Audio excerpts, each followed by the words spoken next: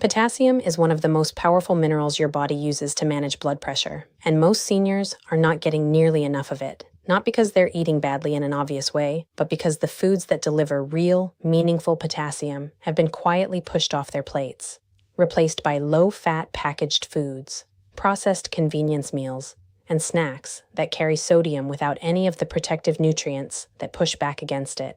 Here's what the research consistently shows. A diet low in potassium and high in sodium creates an environment in the body where blood vessels stay tighter, the kidneys hold on to more fluid, and blood pressure stays elevated even when a person is doing many other things right. The American Heart Association and multiple large clinical studies confirm that increasing potassium intake, when it's appropriate for a person's health situation, can meaningfully support healthier blood pressure over time, not as magic, as real, documented physiology. Before anything else, one important point needs to be clear. Not everyone should aggressively increase potassium intake. If you have chronic kidney disease, reduced kidney function, congestive heart failure, adrenal insufficiency, or if you take medications that raise potassium levels, including some blood pressure medicines and potassium-sparing diuretics, you must speak with your doctor before making major changes. Potassium is powerful in both directions. For the right person, more potassium helps. For the wrong situation, too much can be dangerous. That conversation with your doctor is not optional. For everyone else, the 3 foods ahead are practical, affordable, and realistic.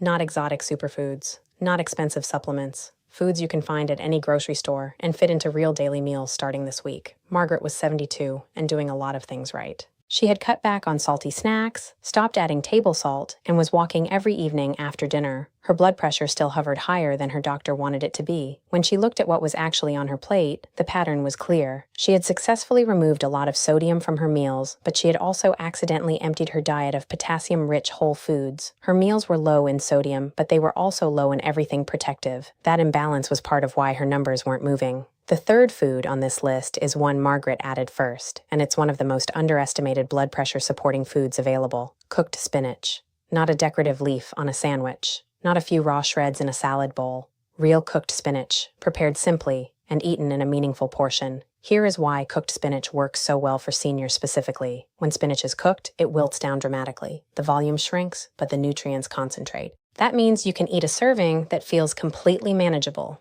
Nothing extreme, nothing difficult, and still receive a substantial potassium boost. 1 cup of cooked spinach delivers roughly 840 milligrams of potassium. That's a serious amount, and it comes in a savory form, which matters for people who don't want another sweet snack or a sugary piece of fruit. Spinach fits naturally into eggs in the morning, soups at lunch, stews at dinner, or as a simple side with olive oil and garlic. No salt-heavy sauce is needed. The practical tip here is substitution. If you're currently eating a salty packaged side dish at dinner, replace it with cooked spinach 2 or 3 evenings a week. You're not just adding something protective, you're removing something that was quietly working against you. That double effect is where the real benefit comes from. Margaret started folding cooked spinach into her scrambled eggs 3 mornings a week and adding it to soup at dinner. She didn't make dramatic changes, she made consistent ones, and within a few weeks, her meals looked meaningfully different. More nutrients, more fiber, more potassium, less room for sodium to dominate. The second food on this list works on 2 levels at once, and that's exactly why it belongs here.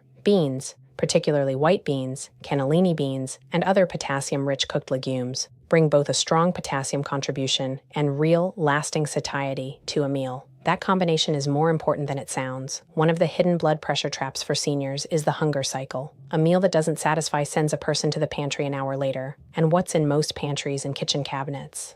Crackers, pretzels, canned soups, processed deli meat, packaged cheese, all of it loaded with sodium.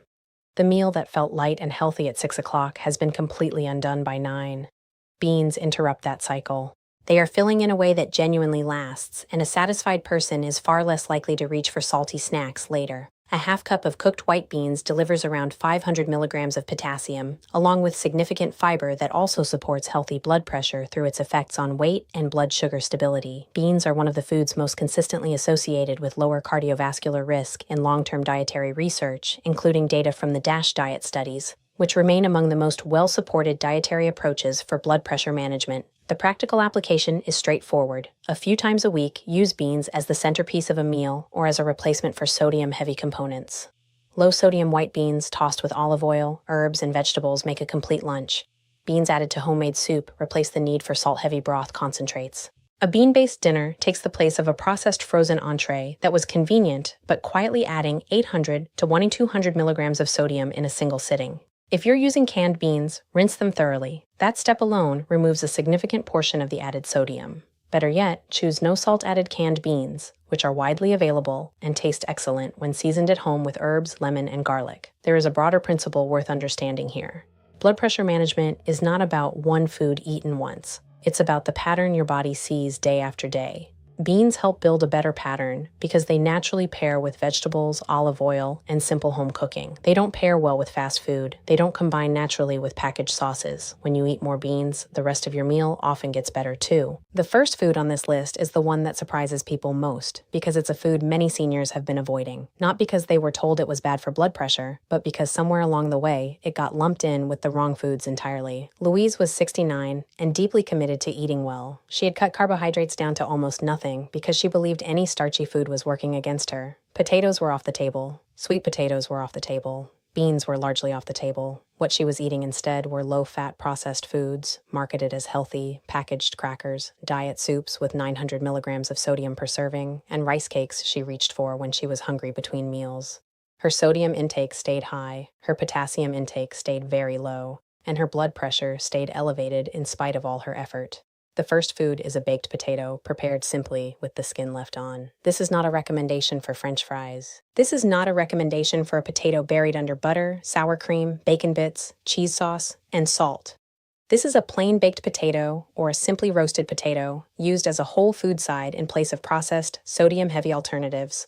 One medium baked potato with skin delivers approximately 900 milligrams of potassium, one of the highest amounts found in any commonly eaten food. It is affordable, it is filling, it is familiar, and when it replaces a salty packaged side dish, the combined effect on sodium and potassium intake can be substantial. The concern people have about potatoes, that they raise blood sugar dangerously or derail a healthy diet, is largely about preparation and context, not the potato itself. A plain baked potato eaten with grilled fish and a vegetable is a completely different nutritional situation from chips, instant mashed potatoes loaded with sodium and butter, or a frozen side dish from a box. Same comfort food category. Completely different impact on the body. What Louise needed was not fewer starchy foods across the board. She needed fewer processed foods with high sodium and low nutritional value. When she began eating a simple baked potato a few times a week alongside lean protein and vegetables, her meals became more satisfying. She stopped reaching for packaged snacks after dinner, and her overall potassium intake finally began to rise. The frustrating plateau she had been experiencing for months started to shift. Not because of one food, but because her plate finally had something genuinely protective on it. Now, a clear and important reminder. These three foods are most powerful when they replace sodium-heavy foods, not when they're simply added on top of a diet still dominated by processed meals. Eating cooked spinach at dinner while having canned soup for lunch, deli sandwiches with processed meat, and crackers for a snack means you are giving your body potassium with one hand and sodium with the other. The body keeps score across the full day, not just one meal. Potassium-rich foods work best when they also crowd out the processed, packaged, and restaurant foods that have been raising sodium intake and lowering potassium intake at the same time. The DASH diet, Dietary Approaches to Stop Hypertension, which has decades of clinical support behind it, operates on exactly this principle. It is not a restrictive elimination diet. It is a replacement diet. More vegetables, more legumes, more potassium-rich whole foods in place of heavily processed ones. Studies published in journals including the New England Journal of Medicine and JAMA have shown that this style of eating can lower systolic blood pressure by 8 to 14 points in people with hypertension, a reduction comparable to what some medications achieve. That is not a minor effect. Here is what a practical day using these three foods might look like. Breakfast, scrambled eggs with a full cup of cooked spinach and a small piece of fruit. Lunch, a bowl of white beans with olive oil, lemon, herbs, and vegetables. Filling, simple, low in sodium if you prepare it yourself. Dinner, a baked potato with the skin on, served alongside grilled chicken or fish and a second vegetable. That kind of day requires no expensive ingredients, no complicated recipes, and no specialty grocery store. It's strategic eating built from ordinary food. One specific practical tip worth emphasizing: get a home blood pressure monitor if you don't already have one and track your readings consistently. Check at the same time each day, ideally in the morning before eating and before taking any medication. Sit quietly for 5 minutes first and record what you see. Then track what you're eating in a simple notebook or even on your phone. After 2 to 3 weeks of consistent dietary changes, patterns will appear. pressure. Numbers that were stuck may begin to shift. Readings that spike after certain meals or certain types of days become visible. Data takes the guesswork out of what's actually helping. Your doctor can also work with you much more precisely when you bring in a real log instead of relying on memory. There's another mistake worth addressing directly because it quietly ruins many sincere efforts. People add a healthy food but never remove the harmful one. They eat spinach at dinner, then pour salt-heavy seasoning, packaged gravy, or a sodium-loaded sauce over everything else on the plate. They eat beans once, then finish the day with pretzels and frozen meals. They add a baked potato to their dinner and then load it with bacon bits and bottled cheese sauce, which completely erases the benefit. Preparation matters. Toppings matter. The combination on the plate matters. Potassium-rich foods help when they are prepared simply and when they are part of a meal that isn't simultaneously flooding the body with sodium from other directions. Simple preparation guidelines worth following. Season with herbs, garlic, lemon, and black pepper instead of salt. Use olive oil as your primary fat. It fits naturally with all three of these foods and has its own body of evidence supporting cardiovascular health. Avoid bottled sauces, seasoning packets, and canned products with high sodium unless you are specifically choosing low sodium or no salt added versions. Read labels on anything that comes in a can, box, or bag. Anything with more than 300 to 400 milligrams of sodium per serving deserves a second look when blood pressure is a priority. One more point that cannot be said clearly enough. Dietary improvement is not a reason to stop taking prescribed blood pressure medication on your own. This is one of the most dangerous patterns that happens in natural health. Someone starts eating better, feels better, checks their numbers and they've improved, and decides to quietly stop their medication. Blood pressure can appear controlled on the surface, while damage continues to vessels and organs underneath. If your eating habits improve and your blood pressure readings improve consistently, that is an excellent reason to speak with your doctor about whether a medication adjustment makes sense. It is not a reason to make that decision unilaterally. Medication changes should be based on real clinical data and made with your physician, not on optimism. The timeline for seeing results from dietary changes varies widely. If your diet has been very high in sodium and very low in potassium, improvements can sometimes begin showing within days to a few weeks of consistent change. If blood pressure has been significantly elevated for years, if stress is high, if sleep is poor, or if other medical factors are driving the readings, food is still important, but it is one part of a larger picture. Healthy eating is not in competition with medical treatment. It works alongside it. Louise, after letting go of the fear of every starchy food,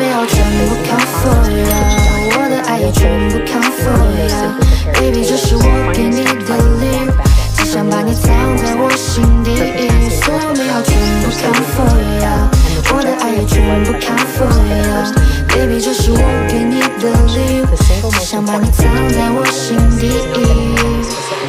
It's the principle underneath. Your blood pressure responds to what your body sees consistently, day after day. More potassium means more support for your blood vessels and kidneys. Less sodium means less pressure on those same systems. More whole food means more satiety, better weight management, and fewer moments of reaching for the processed alternatives that undermine everything else. You are not powerless here. You are not at the mercy of numbers on a monitor. The choices you make in the kitchen, consistently, across weeks and months, genuinely influence the environment your blood pressure lives in every day. Start with one change this week. Add cooked spinach to 2 meals. Replace one processed side dish with a plain baked potato. Swap one packaged lunch for a simple bean-based meal. Just one change, done consistently, is how real improvement begins. If this kind of practical, honest health guidance is what you're looking for, subscribing to this channel will make sure you don't miss what comes next. There are no gimmicks here, just clear information to help you take better care of yourself and the people you love.